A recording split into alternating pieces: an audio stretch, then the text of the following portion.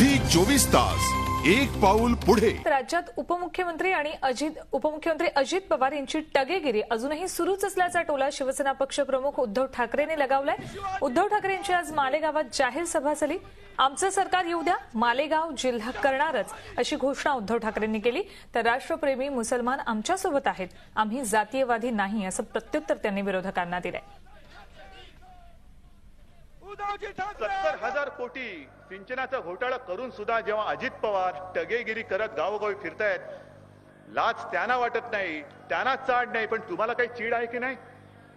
संताप म्हणून काही आहे की नाही? की हाच तो माणूस की ज्याने केवळ माझ्याच नाही तर संपूर्ण माझ्या कुटुंबाच्या आयुष्याची राखरांगोळी करून टाकली। माझ्या हक्काचं पिण्याच्या पाण्याचा जो भूक लागते, तहान लागते, पाण्याचा कुठे थेंब मिळत नाही आणि वणवण फिरतोय। बरं, हे आरोप फक्त विरोधी पक्षात आहोत म्हणून आपण करतोय याच्यातला भाग नाही। राधाकृष्ण विखे पाटलांनी सुद्धा आरोप केलेले आहेत। जे मी तुम्हाला बोललो ना, या दोघांचे जे काही झंगट लागलेले तिकडे एकमेकाच्या उरावरती बसतायत।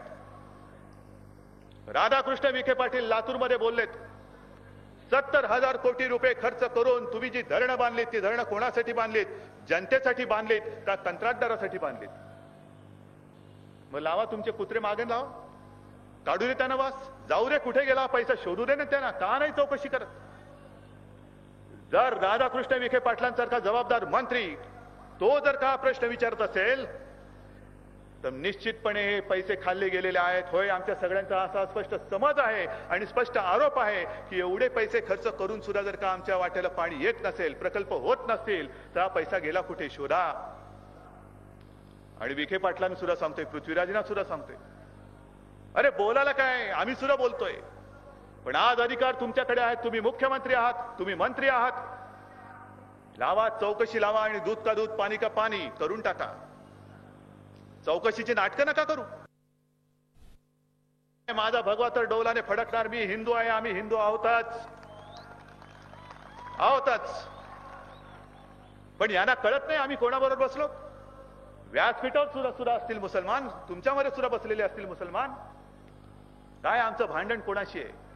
काय म्हणून आम्ही भांडतो आहोत? कोणाबरोबर भांडतो आहोत?